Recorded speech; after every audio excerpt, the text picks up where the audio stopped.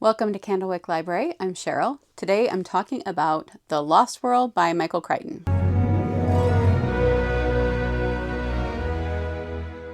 In a recent video, I talked about how I had just read The Lost World again. It had been a while since I've read it, and that there were a few things I wanted to talk about in general about the book. One was that while I still really enjoy it, it's not as highly rated for me as Jurassic Park is. I feel like it takes a lot longer to really get invested in the story as a whole and have the action start. If you are more impatient with that, you don't want it to be as much science at the beginning, you might not enjoy it as much as Jurassic Park. It does have a lot more swearing than Jurassic Park did. So I counted, I believe it was 16 F words. One thing of note with that though is that there is a villain, Dodgson, from the first book. In the movie, you see him briefly in Jurassic Park, the movie. Dodgson is back in this book, even though they do not have him in the second movie. And he is, I think, exclusively, or almost exclusively, the one who swears that much. And I'm pretty sure every F word comes from him. There could be a couple of other guys that say it when they're being attacked, but when his chapters would show up, I knew that there was going to be more swearing. So I think it was a creative decision Michael Crichton actually made based on that character. And then since I teased it, I should probably share this. I have talked in previous videos about one of the reasons I didn't like the movie was that it made me so mad that it didn't have glow-in-the-dark raptors. There are no glow-in-the-dark raptors in this book. I don't know where that came from. All these years I've been mad about it and waiting for glow-in-the-dark raptors and they didn't exist.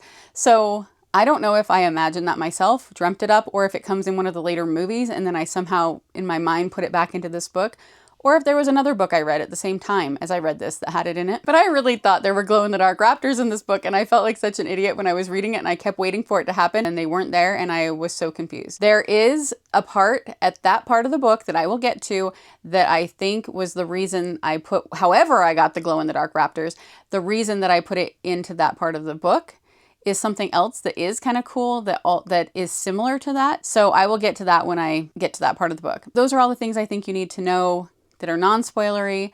I still really enjoyed the experience of reading it. I still love Jurassic Park and Lost World. I don't think you should go into it expecting to love it as much as Jurassic Park.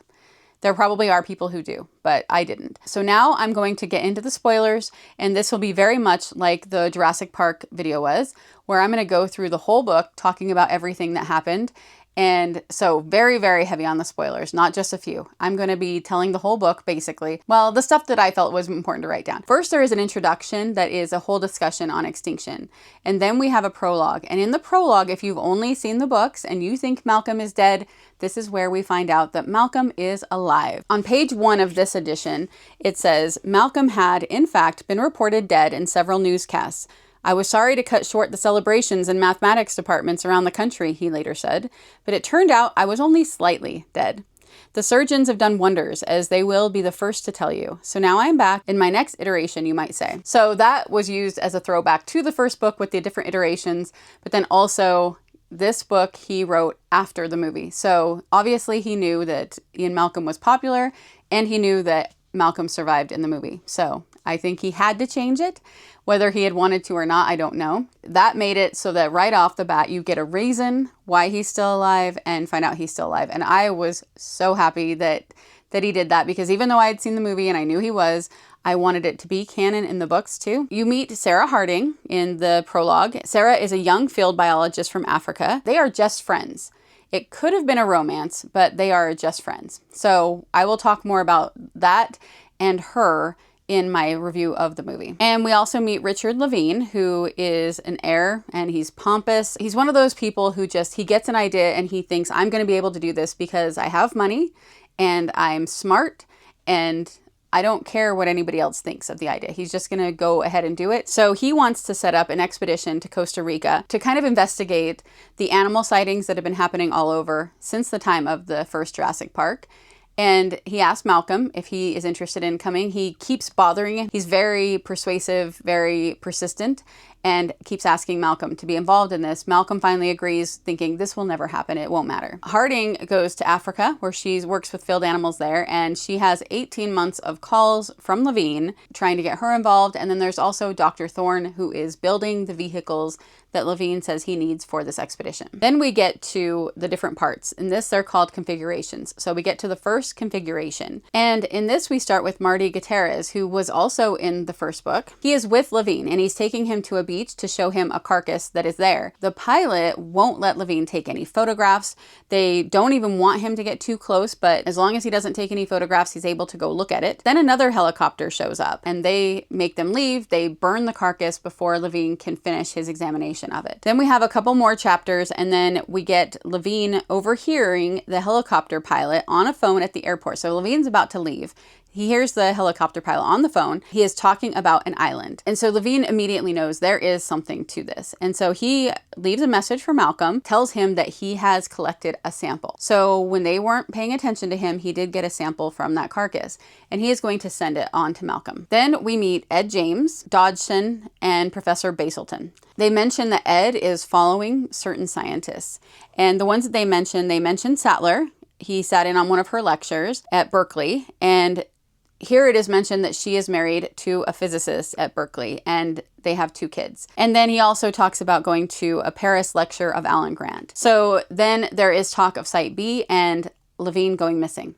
So he has disappeared. He never got off the plane. And then we have Malcolm getting the sample. Then we go to a chapter called The Lost World, and Levine is on the island with a guide named Diego. They get attacked.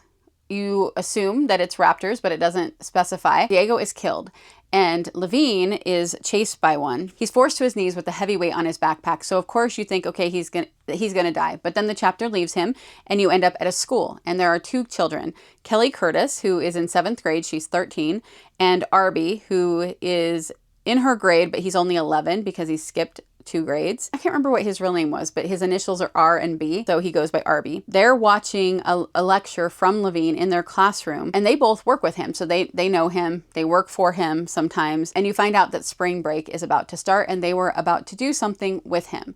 So he was going to be going out with the guy that's making the vehicles, and they were going to go do a field test, and the kids were going to be allowed to come. They weren't going to be allowed on the expedition, but they were going to be allowed to go on the field test. We get an introduction to Thorne, who is 55, looks like a prize fighter, is gray-haired and barrel-chested. Arby and Kelly go to Dr. Thorne's warehouse, where he's working on the vehicles. We get an introduction to the 2 trailers that he is making. They're all trying to find Levine. So they call him on the satellite phone.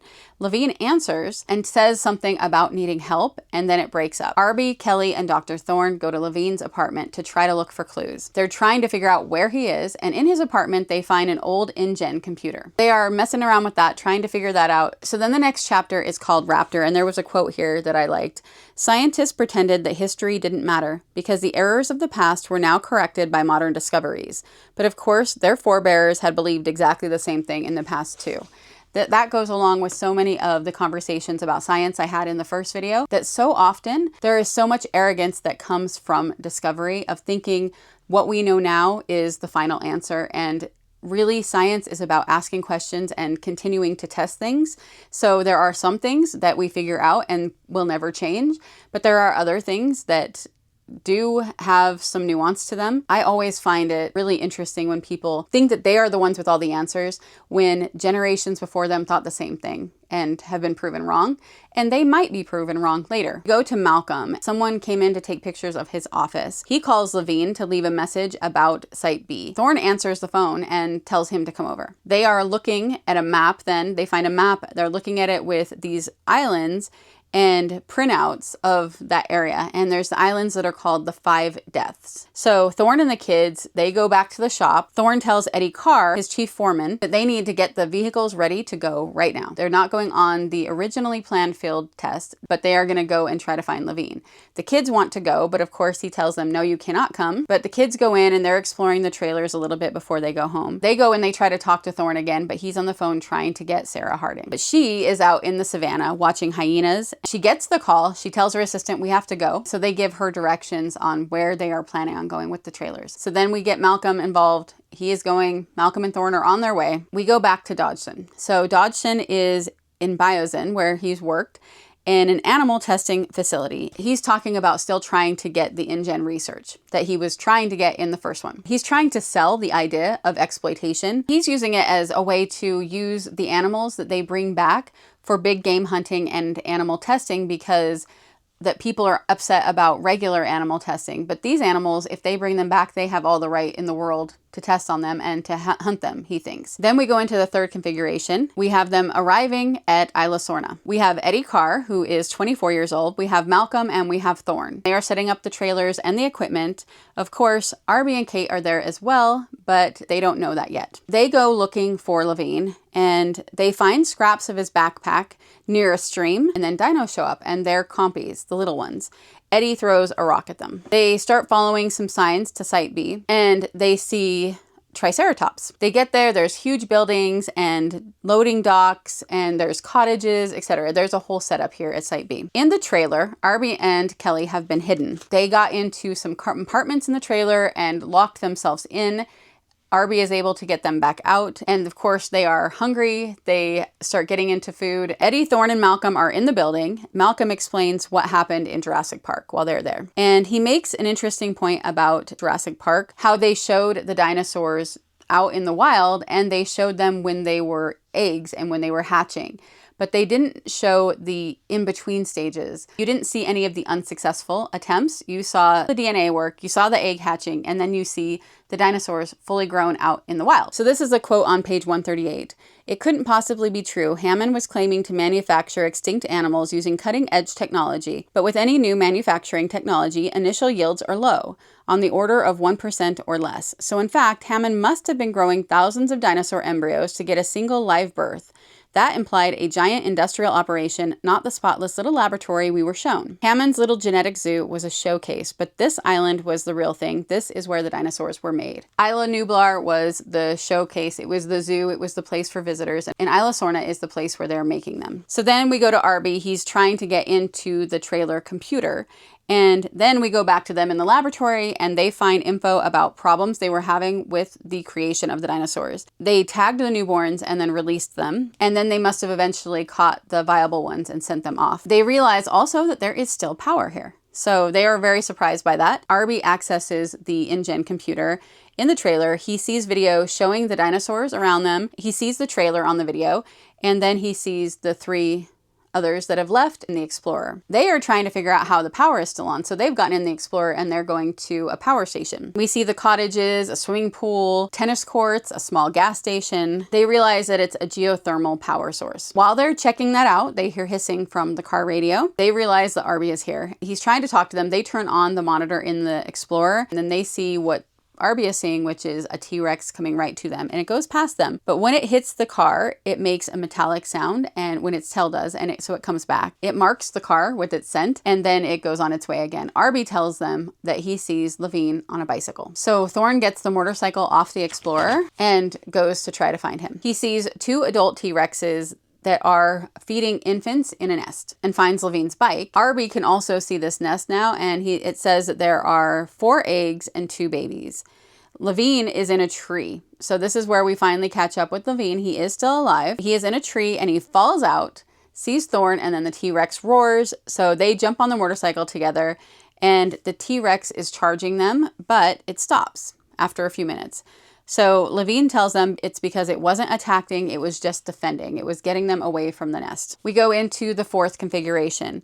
Levine explains how he got there. He explains the attack and that he was up in a tree and there were raptors at the bottom all night. So he didn't really ask them to come. He was just talking about what was going on. And he's not at all grateful that they have come all the way here to try to save him. Then we go back to Dodgson and he's with Hazelton and discussing how to share their discovery with the world. They meet a man who knew Levine, knew who he was, and had sent his cousin Diego to go with Levine. And so he will take them to the place where Diego took Levine. When we get back to the others, they've moved to a cliffside location and they've put up the high hide, but it's too shiny. Malcolm says they have the opportunity to study extinction and he has a theory, but he doesn't want to tell the kids what it is yet. They have to try to camouflage the high hide a little bit because of how shiny it is.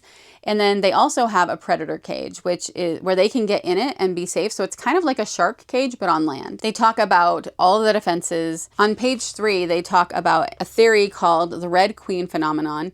Malcolm says, because in Alice in Wonderland, the Red Queen tells Alice she has to run as fast as she can just to stay where she is. That's the way evolutionary spirals seem. All the organisms are evolving at a furious pace just to stay in the same balance, to stay where they are. He kind of does what he's done before, where he has a theory, and then you get little nuggets along the way rather than getting all the information at once about what he is thinking about. So then we get Sarah. So they have told Sarah where they're going, but they're waiting for her to get there. She is trying to get a flight to the island, but there are none. So she goes to try to get on a boat. She runs into Dodgson, Howard King, and Basilton, who are all together and preparing to get on the boat. They get talking, and Dodgson, of course, knows who she is and what she's going there for. So he pretends to be there for the same reasons, and they take her with them. We get a backstory into King. We get all of their backstories really throughout the book. They're not great guys. She starts talking to him about Ian, and she tells him about her life. So he knows that no one knows where she is, and he knocks her off the boat, trying to make it look like it was an accident. We go back to the high hide. Everybody's up in it, and Levine is acting very pretentious, know-it-all, as he observes the dinosaurs. Levine drops a power bar wrapper, and it goes down to the ground below. You know, when things like that happen in these books, that it is going to be important later. That's not just happening just for fun. So we'll come back to that later. They talk more about extinction. It really was an interesting part. He talks about how there could be a big event and it doesn't kill everything, but they're weakened, and then it goes back to normal and they die.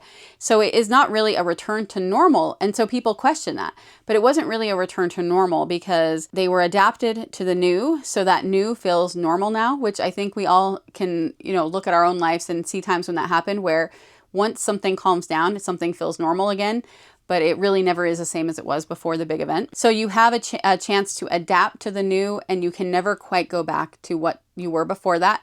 And it's the same with the dinosaurs, with animals, everything. We go to a cave where, the last you've seen Sarah, you know that she has been thrown off this boat. So she is she's been left for dead, but she is in the water fighting for her life. She's swimming as hard as she can, and she gets swept into a cave, and then that goes out into a river. She sees Dodgson's boat upriver from her, so she swims to the side and pulls herself out. A dinosaur walks past her and she loses consciousness. We find out that Dodgson is looking, now that he's on the island, he is looking for eggs that are fertilized that he can bring home. Levine starts imitating the calls of the dinosaurs and they come toward him. And again, there's more evolution talk. The parasaurs that were coming, they pass the hide. Levine wants to know where they're going, so he climbs down. Sarah wakes up and she's being licked by a stegosaurus. But then dinosaurs start coming through the bushes. She climbs up a tree and a raptor comes in chasing the dinos. So there are 9 predators. And she doesn't know at the time that they are raptors. She drops down to follow them and watches them eating a kill and how they're fighting over the kill. And one ends up getting killed by the other raptors and they eat it too. So she turns away to leave. She does talk a lot about how different these dinosaurs that she's observing are from even the wild animals that she normally observes. Back with the others, they hear a noise and Arby asks who else is here on the island. So on the monitor, they see Sarah, and they can't get Levine on the radio, so they ask Eddie to take the motorcycle to go and try to find him. And then we see Levine following the parasaur, and Eddie set to get him on the bike. Levine is bit by a few compies. He just keeps making bad decisions and getting himself in bad situations. Dodgson, meanwhile, finds a myosaur nest. He has this black box that makes a sound that scares them. And so then when they run away, he steals 2 of the eggs. Eddie gets Levine back to the high hide. He's cleaning his ear wound from the compy and tells him that Sarah is there and they've taken her to the trailer. Kelly is completely starstruck by Sarah. She is one of her heroes, so she is just loving meeting her. They begin to talk to each other. It gives her this really good person to look up to. But then they see Dodgson. They need to stop him. Dodgson and his crew go to the T-Rex nest. So we know from the last dinosaur what they're about to do. They get out the black box again, but as King is grabbing an egg, he steps on the leg of one of the infants. It screams in fear and pain, and so Basilton refuses to get the other egg. Then the box stops. It stops working. So the T-Rexes move back toward them. They're watching this happen, and Sarah says, is he really going to just stand there? And Malcolm says, yes, they are misinformed. And that is a throwback also to Jurassic Park, because in the movies, they are told, stand still, the T-Rex won't see you. But in the book, it wasn't like that. This is telling us the T-Rex can see you, even if you're not moving. So the T-Rex is coming at them. They all stand completely still. It nudges Basilton, and Dodgson realizes it does see him. As it tears off one of that guy's arms, Dodgson runs. Basilton is killed, and King and Dodgson get in the Jeep. King wants to get rid of the egg, but Dodgson says no. The T-Rex bursts from the trees. It's chasing them. It blocks the road. They're trying to get away. This is where a lot of the F words happen, by the way. So they're trying to go backward. The car gets high-centered. Dodgson jumps out, falls through the foliage, hits a tree, tumbles down a hill, and loses consciousness. At first, you wonder if maybe he's dead. Levine and Malcolm bring up a paper written by a guy named Raxton about the T-Rexes and how it doesn't make sense that they wouldn't see something when it's still, because they are a predator and prey freeze.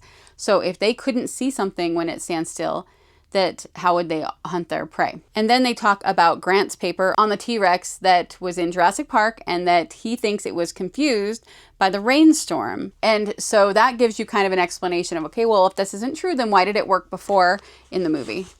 And there's a quote in here. So is there any reason why a tyrannosaur might not attack somebody? Malcolm said. Yes, of course, the most obvious one, Levine said, which is if it wasn't hungry. If it had just eaten another animal, anything larger than a goat would take care of its hunger for hours to come. The tyrannosaur sees fine, moving or still. So he is really giving us all that information so that we are not swayed by what we saw in the movie. So they want to go to the nest, and at the nest we see Sarah Harding for who she really is. She's awesome. I love Sarah as a character. I think she is the best character in this book.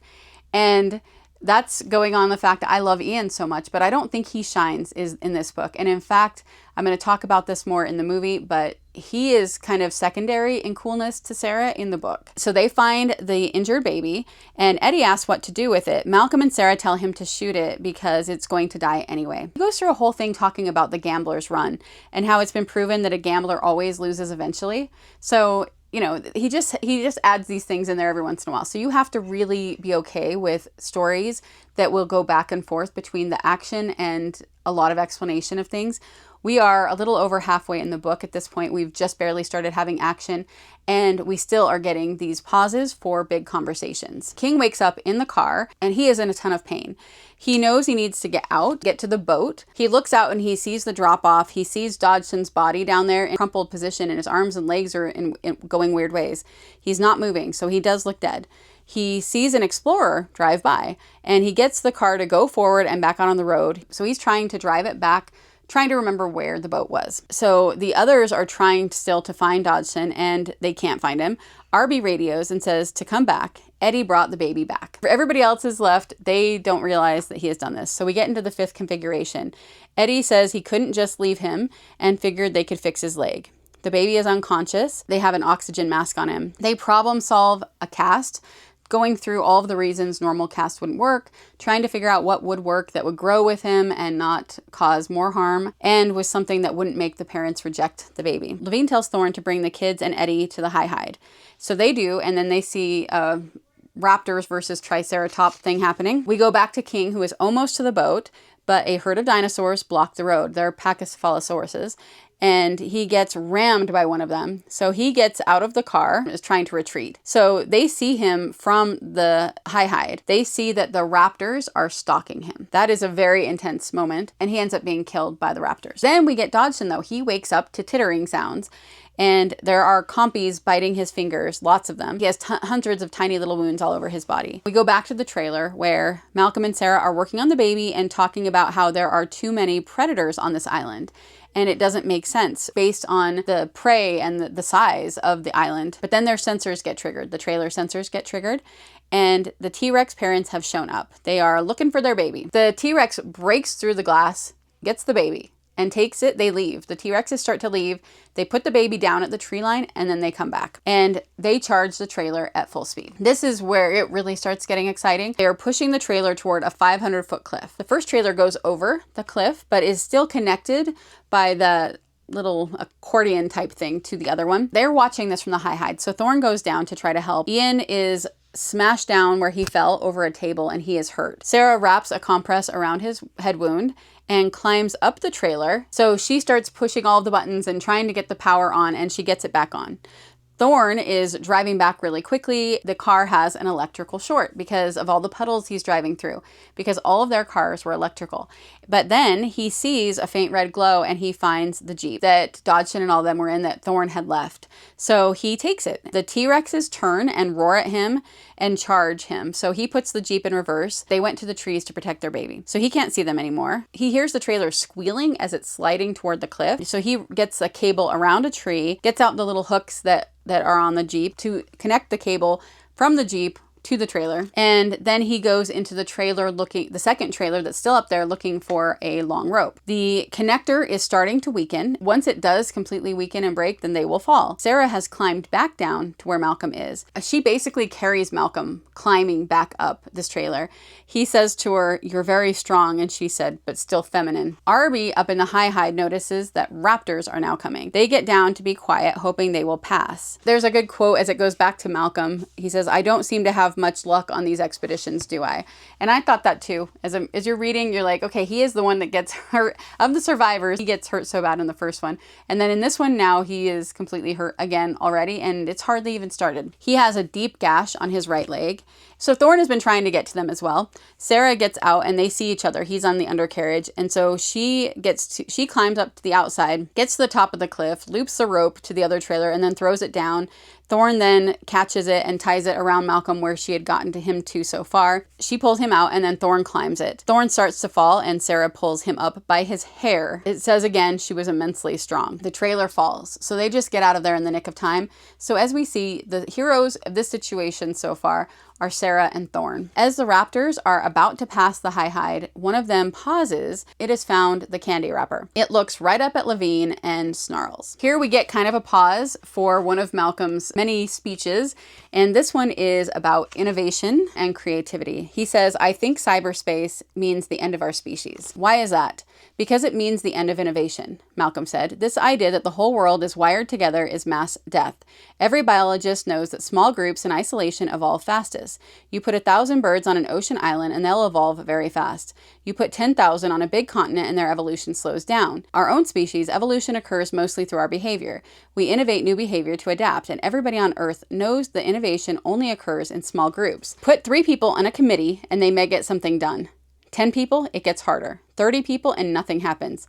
30 million, it becomes impossible. That's the effect of mass media. It keeps anything from happening. Mass media swamps diversity. It makes every place the same. Bangkok or Tokyo or London, there's a McDonald's on one corner, a Benetton on the other, a Gap across the street. Regional differences vanish. All differences vanish. In a mass media world, there is less of everything except the top 10 books, records, movies, ideas.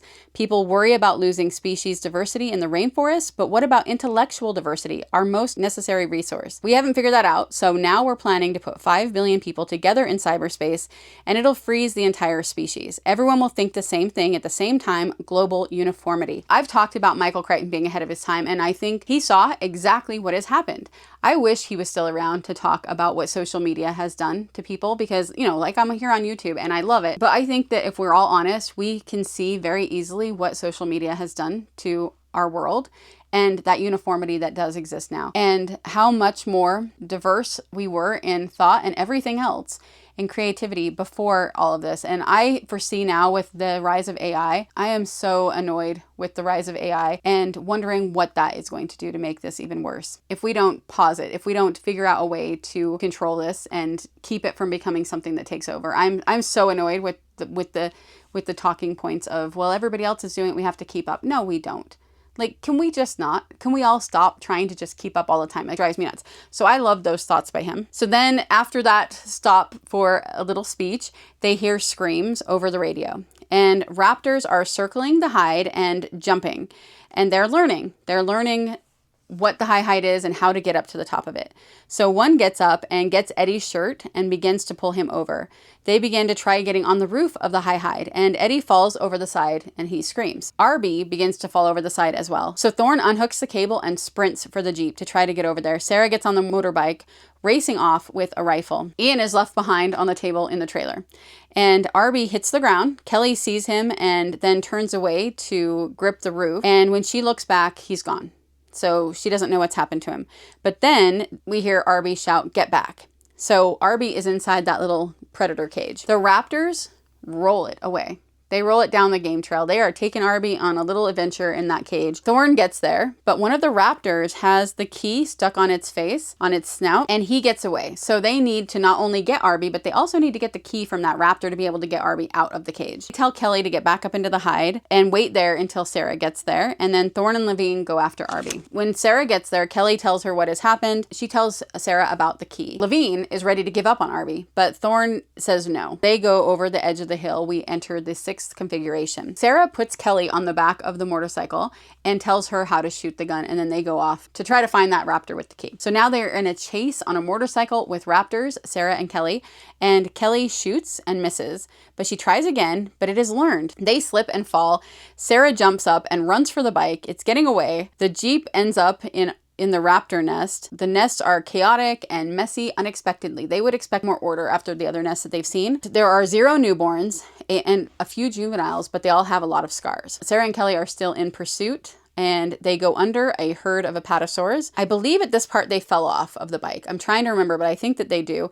But Sarah gets a shot and she comes back with the key. You can see what I'm talking about. She's having all of these really big action scenes that are Sarah at the center of them. Thorn gets in the back of the Jeep. Levine drives, and Thorn grabs the cage and puts it in the Jeep. They start driving away, and they are chased now by the raptors. One of them jumps in and gets the tarp in its teeth. So then there's a long speech from Malcolm about how animals learn their behavior from the ones before them. And so they start to talk about maybe that was absent here. If they were taking viable dinosaurs to the other island, then they don't have that same system of passing on the way they act and the way they survive to the next generation of animals. I thought that was interesting. And the raptor now gets the cage and begins to pull out of the Jeep. So Thorn is in a tug of war with this raptor. And Levine aims the gun back whilst he's still driving and shoots it in the mouth. So they're heading back to the trailer, and as they think they're finally getting away from the raptors because the raptors disappear, but then they see them at the top of the road they're on. Thorn gets back in the driver's seat, pushes Levine out, and he gets back in. One is blocking the road and jumps on top of the Jeep. They slam on the brakes and the raptors slide off, but 3 charge from the side. 1 gets on the running board. So this is just a whole time of trying to get them off the Jeep, ram them into rocks on the side of the road. 1 is on top of the canvas. Levine stabs through the canvas, and that one falls off, and it hits 2 more as it falls. And then 1 more jumps back into the back of the Jeep, and as it's about to attack, it starts foaming at the mouth. Sarah is behind them. And so they hand the key to Levine. They're all still driving. And then more raptors are now running alongside them. There's more than 6 running alongside them. They start running out of gas. So the Jeep is starting to slow down. Arby is out of the cage now, so they throw the cage over the side of the Jeep, and they get over the rise of a hill, and so the car starts speeding up a little bit, and they know that they can't make it back to the trailer because of the road. If at the fork they take a different way, then they can coast downhill all the way to that laboratory that they had found earlier. That's what they're gonna do. But Sarah is still on the bike, and she's going toward the trailer. 4 raptors are in pursuit of them on the motorcycle. She brakes hard. Kelly jumps off and runs into the trailer. And then Sarah, as it slides, she jumps off and runs into the trailer, slams the door just as a raptor runs into it. She's trying to get Malcolm to answer questions, and she's asking if the door locks, and his answer is, life is a crystal. That is the Malcolm we get for most of the end of this book. He is out of it with pain medication and all the stuff that he's going through. Kelly and Sarah are looking for things in the trailer. They find paralysis bombs and gas bombs. She packs up a medical kit. I thought it was so funny as they're trying to do all this, and she's getting Kelly to help her, but she's in charge of all of it. She says to Malcolm, "We're getting out of here." Malcolm sighs and says, "It's so nice to have a man around the house." She throws out one of those grenades, and the raptors are paralyzed. So they move out of the trailer, and Malcolm is leaning on her so that he can walk. They walk right through the raptors. 1 is on top of the motorcycle, so Kelly helps her and they move it, but the raptor begins to move, so it's starting to wake up. They go to the worker village. The Jeep is parked in front of the store, not far from the gas pumps. So they get off and the motorcycle and they go in. They meet back up with Thorn, Levine, and Arby. Thorn goes out to see if there is still gas in the pumps because they did have power, so hopefully they'll still have some gas as well. But he's not finding any, and he hears breathing. So the raptors are not coming anywhere near them. Why? Why aren't they coming near? This is the part where I remembered there being glow-in-the-dark raptors, but then when the raptors weren't coming near, I thought, well, wait a second, why aren't they coming down here? And then I thought maybe they show up later. But then it talks about how the fence seemed to be moving and rippling. He went into like a shed. And so it says, Thorne watched, holding his breath, and then he realized that the leafy light and dark pattern went only partway up the body to the mid-thorax. So he's seeing these new dinosaurs. Above that, the animals had a kind of diamond-shaped crisscross pattern that matched the fence. As Thorne stared, the complex patterns on their bodies faded. The animals turned a chalky white, and then a series of vertical striped shadows began to appear, which exactly matched the shadows cast by the windows. And before his eyes, the two dinosaurs disappeared from view again. Squinting with concentrated effort, he could just barely distinguish the outlines of their bodies. He would never have been able to see them at all had he not already known they were there. So these are camouflage chameleon-type dinosaurs. They're called Carnotaurus sastri. I don't really know anything about this dinosaur. That is what those dinosaurs were. And so obviously that is what I had in my head, that they were changing. And as it goes along, they start turning lights on and off, and the animals keep going on and off basically to match the surroundings. And so I think I somehow mixed that up with glow in the dark, but it's still very cool dinosaurs, but not glow in the dark raptors. So they would turn on the lights really and off really fast so that the animals couldn't change fast enough. So they're visible. They don't like that. So they leave and they all go back in the store.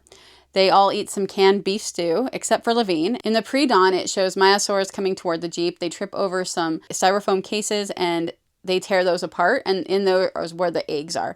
So they find those. The vehicle is destroyed. So Harding is going to go try to find the Explorer again and hope that she can fix the circuit breakers on it and they'll still have a way to get away. So she sees, when she goes to do this, she sees 6 raptors and they lose contact with her. But when she gets to the car, she comes back on the radio. They've got 20 minutes until the helicopter is going to come. So they need to get this done fast. But then we have Dodgson. He wakes up and he finds a backpack and a radio and hears Thorne and Sarah. So he knows that there is a car. Sarah asks about the domed head. So we learn what dinosaurs those were. There's about 50 of them around the car. She climbs a tree to get over the car, and then one of them charges the tree and she sways and she falls. Kelly sees a computer in the store and is able to get on that. They look for Sarah on the video and now can see her. She's under the car, so she can get to all of this stuff underneath the car, and Thorne can tell her what to do. As she's under there, she looks over and she sees 2 boots outside the car. So Dodgson has showed up. He gets in the car, but she acts fast and pulls him out so that he can't drive away and leave them all there. And then the T-Rex shows up. She and Dodgson both get under the car to get away from it, but she pushes him out and the T-Rex gets him. The T-Rex carries him off into the jungle. It doesn't kill him right away, but it carries him off. And so she gets in the car and it does start up now. So she hears the helicopter. They tell her to go to the copter to wait and then come back to get it to wait and then come back for them. Levine is nervous about the sunlight because now that those dinosaurs that can hide in the dark are gone, that more dinosaurs will come through here. So he thinks the raptors are going to show up again. When she gets there, sees the helicopter, but it is leaving. Kelly gets on the computer and sees that there is a boathouse. So Levine is pointing out that the door is wood where they're at in the convenience store. And when he's doing that, it splinters and he is thrown aside. Thorne rushes to try to close the door. Levine adds his weight. Raptors surround the store. Kelly realizes that the cable from the computer goes down under the floor. So she pulls up that part of the floor and they find a crawl space. The raptor gets into the store, but all the people are gone. So they have gone down in that crawl space that she found. They crawl around through the tunnels and end up in a utility building where they see Sarah driving toward them. So they're able to get in the Explorer. They head to the boathouse. They find the boat. Dodgson falls from the T-Rex and he is at their nest. There are now 3 infants. A T-Rex bites his leg and breaks it, and they begin eating him. Then we enter the 7th configuration, which is departure. They leave on the boat, and there's a lot of science talk that goes on. Hopefully you read it, and so you wanted to get all these spoilers. If you haven't read it and you were okay with the spoilers, you can see that the last half of the book is definitely more action-packed than the first half. And again, like I said, I didn't love it as much as I thought I did, but it really was still such an interesting book. It's so good. And I loved Sarah. I loved how she stepped up, how brave she was, how much she did for everybody else and protected everybody. So as far as our group in this book goes, Eddie died when he fell out of the high-hide. But other than that, the rest of them lived. And so it was just the bad guys that died and Diego, the guide. Not as high of a body count. We end the book with Thorne, Malcolm hurt again, and Levine, who also has some wounds, Sarah and the 2 kids going home. I would love to know if you have read it and what your thoughts on this book were, how you would compare it to Jurassic Park. And then I will be back probably next week with my opinion on the movie adaptation.